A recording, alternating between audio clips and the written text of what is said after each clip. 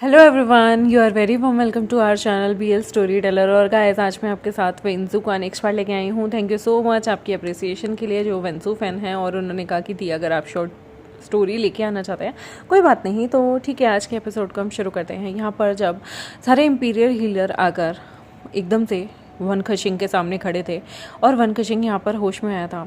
वो उन सबको देख रहा था, लेकिन वो यहाँ पर मन में सोचता है कि अगर इन लोगों को मेरी रियल आइडेंटिटी पता चल गई तो ये लोग मुझे मार देंगे।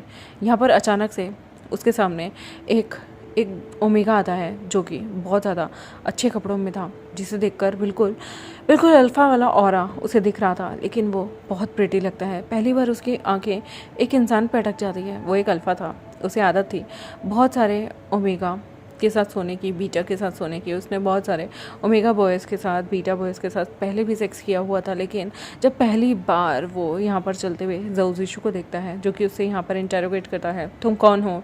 यहाँ पर पहले तो भौचक्कर कर रह जाता है वन खशिंग, क्योंकि वो एक अल्फ़ा था। लेकिन यहाँ पर ज़ोज़िशु की ओमेगा सेंट उसे इतना ज़्यादा रोस्ट कर रही थी कि यहाँ पर वो खुद को रोक नहीं पाता। यहाँ पर बार बार ज़ोज़िशु उसे पूछता है, कौन हो तुम, कहाँ से आए हो, मुझे बताओ। यहाँ पर पहले वन खशिंग कुछ नहीं बोलता। पहले तो वो सिर्फ उसका करिश्मा देखते देखते ही उसकी आंखों में ही खो जाता है।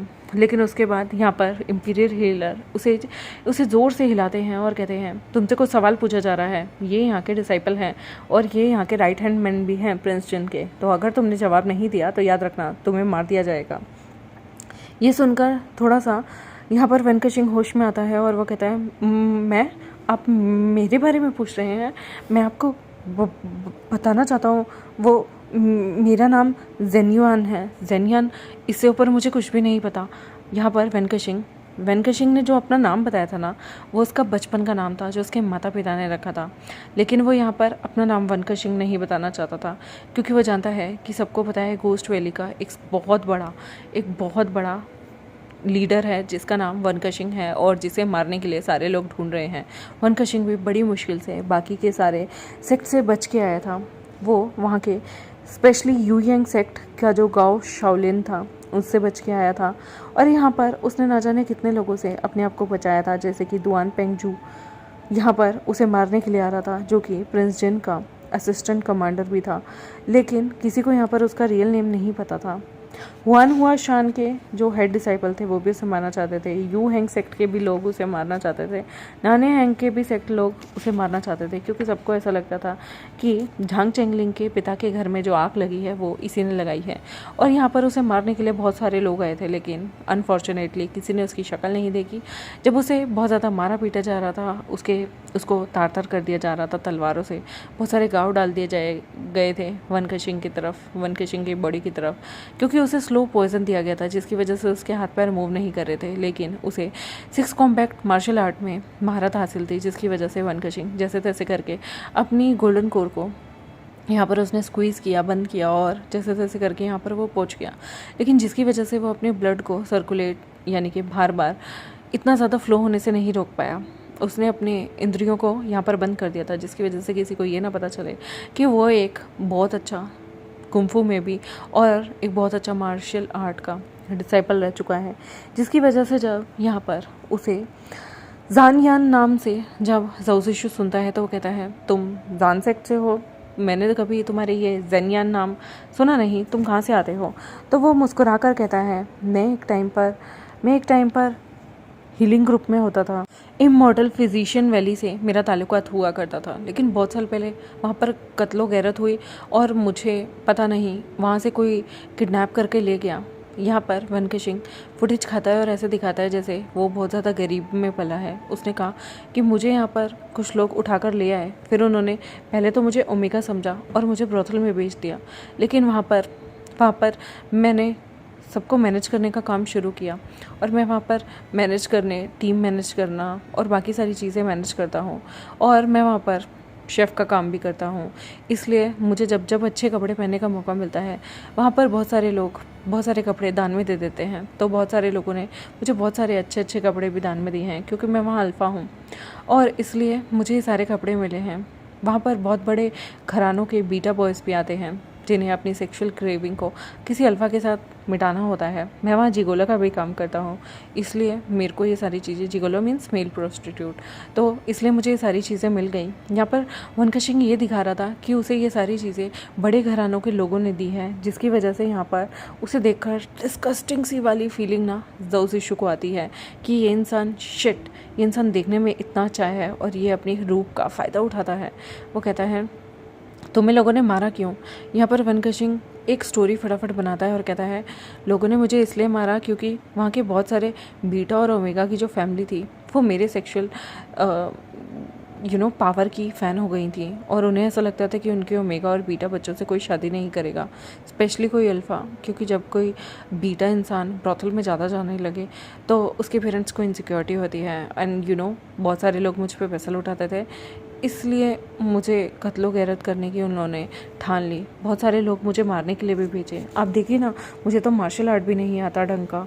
और यहाँ पर ऐसे ही भोला बनकर यहाँ पर वो अपनी नर्व्स को चेक करवाता है। ज़ो ज़िशु कहता है इसकी नर्व्स चेक करो।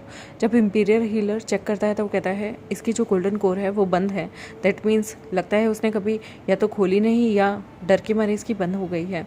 दैट मीन्स इसे शायद मार्शल आर्ट वगैरह नहीं आती। अगर आप इसे अभी ज़्यादा चलने के लिए भी कहेंगे तो शायद इसमें इतनी भी स्ट्रेंथ नहीं होगी। यहाँ पर ज़ो ज़िशु के सामने वनकशिंग जान के पाउट बनाता है और कहता है मेरे अंदर स्ट्रेंथ नहीं है। अब मुझे लगता है कि मेरा ब्रोथल जाना व्यर्थ हो जाएगा, क्योंकि मुझे ना तो बड़े सेक्ट के अब कोई भी बीटा अपनाएगा ना ओमेगा, और मैं वहाँ जुगोलो का काम करता था। वो लोग मुझे मार देंगे। क्या आप प्लीज़ मुझे यहाँ रहने के लिए दे सकते हैं? प्लीज़ मुझे कोई भी काम करने के लिए दे दीजिए। अगर आपके यहाँ घोड़े हैं मैं घोड़ों को चारा डाल दूँगा। प्लीज़ मुझे यहाँ से बाहर मत निकालिए। वनकशिंग बहुत ज़्यादा यहाँ प्लीड करने लगता है।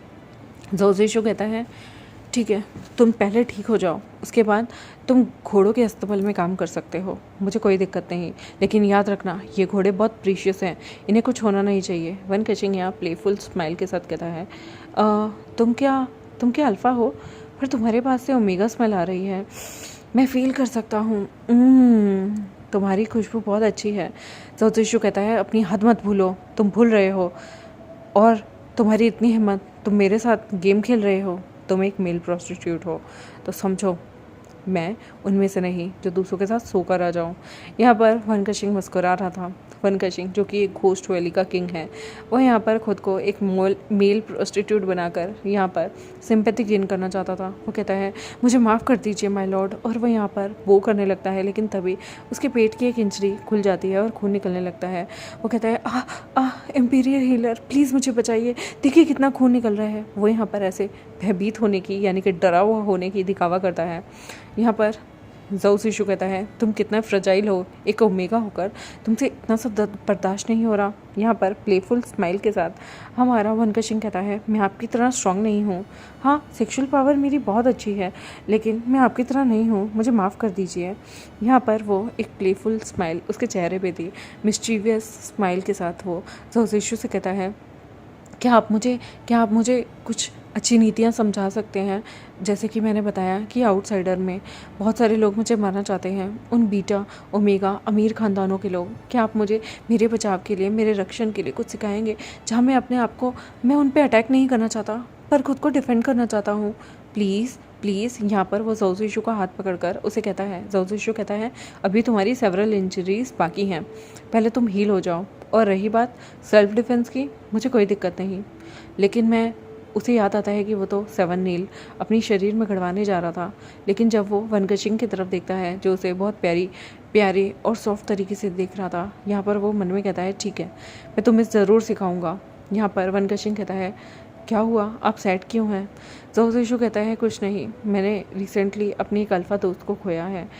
वनकशिंग कहता है क्या वो तुम्हारा प्यार था? ज़ो ज़िशु उसकी तरफ घूर के देखता है और कहता है बकवास मत करो, वो मेरा प्यार नहीं था, मेरा बहुत अच्छा ब्रदर था जिसे मैं अपने भाई से, अपनी जान से भी ज़्यादा मानता था, पर मैंने रिसेंटली उसे खोया है और मुझे लगता है कि ये लाइफ वर्थ है।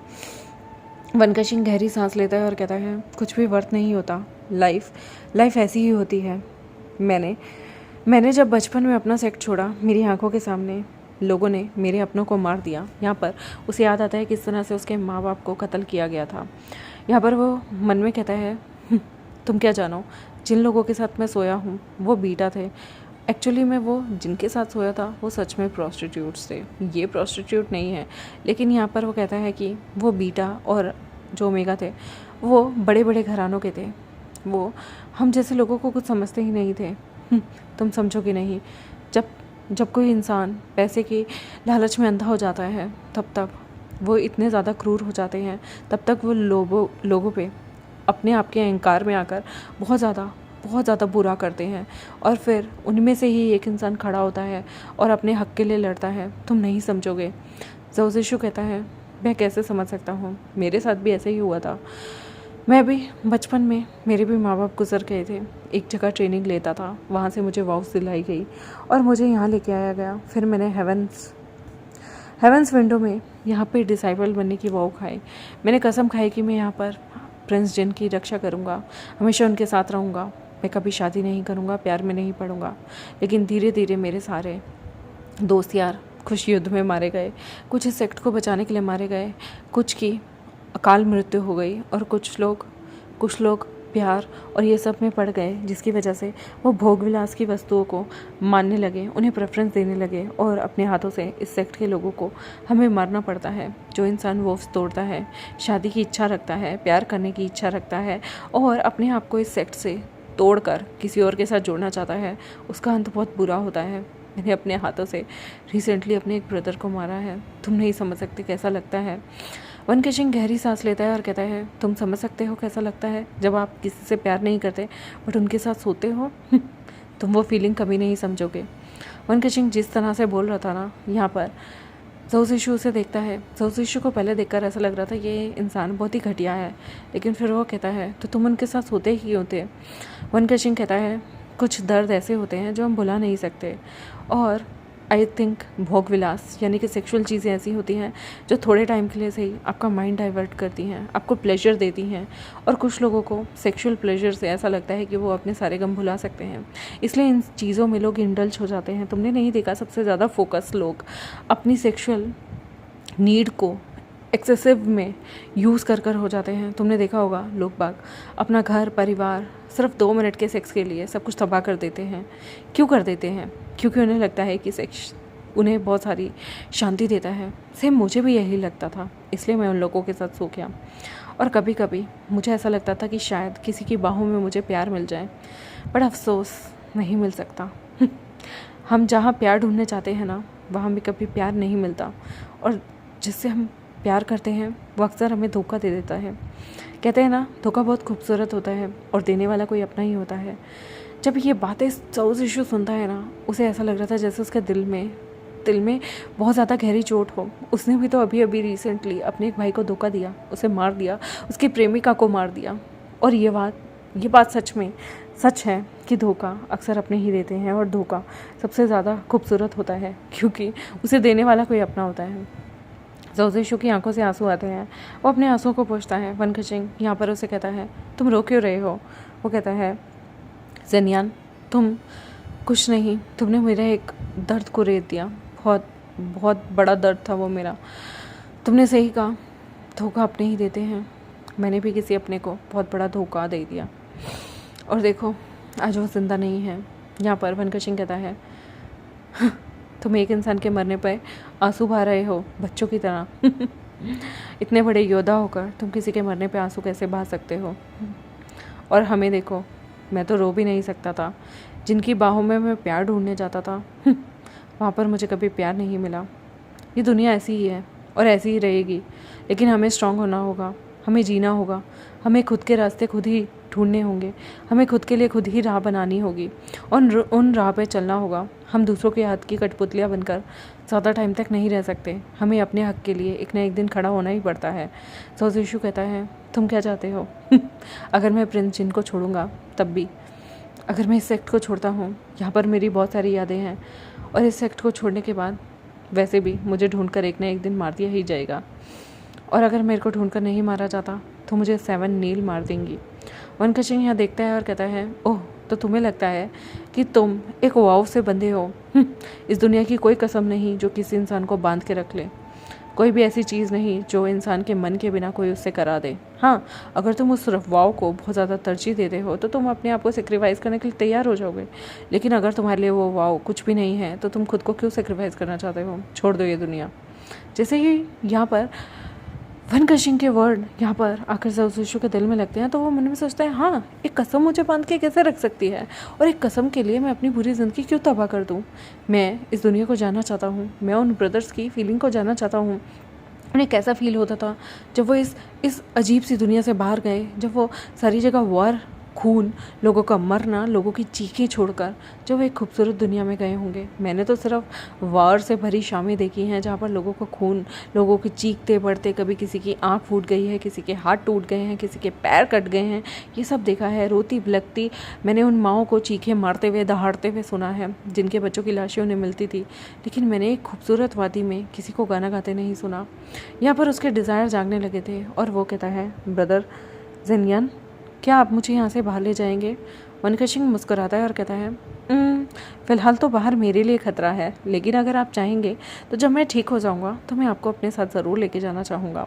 वो मुस्कुराता है और कहता है, क्या आप मेरे दोस्त बनेंगे? ज़ोशिशु कहता है, तुम मेल प्रोस्टिट्यूट हो, कहीं ऐसा ना हो तुम मेरे पे लाइन मारो। वनकशिंग कहता है, मेरा एक असूल है, मैं उन लोगों के साथ कभी भी गद्दारी नहीं करता जो मेरे साथ लॉयल होते हैं। डोंट वरी, तुम्हारे साथ मैं कभी तुम्हारी विलिंग के बिना कुछ नहीं करूँगा। ये बात जब ज़ोशिशु सुनता है ना, वो मुस्कुराता है और कहता है, बेवकूफ़ कहीं के, मैं सेक्स की बातें नहीं करा। और वह मुस्कुराकर यहाँ से चला जाता है। देखते हैं गाइस इनकी शुरुआत, जो कि बहुत ही अजीब से मोड़ पे हुई है, आगे चल के इनकी लाइफ कैसी रहेगी।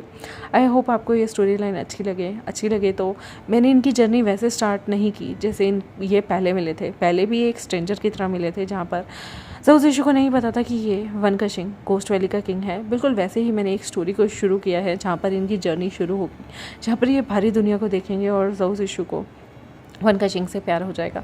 देखते हैं आगे चल के क्या क्या होगा, क्या क्या ये नए ट्विस्ट टर्न आएंगे स्टोरी में। तब तक मेरे चैनल को सब्सक्राइब, वीडियोस को लाइक, बेल आइकन को प्रेस करें। मिलते हैं आपसे नेक्स्ट एपिसोड में, तब तक के लिए बाय बाय।